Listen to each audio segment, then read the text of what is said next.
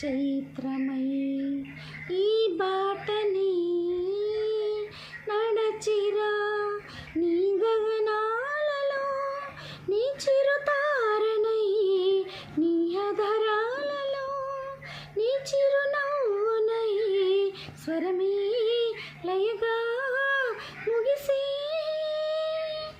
స్వలలిత కలరుత స్వరముగ గతియుత గమకము తెలియగని కీరవాణి చిలకల కలకల పాడలేదు, పలపులే తెలుపగా ఇలా రాలిన పువ్వులు వెదజల్లిన తావులా.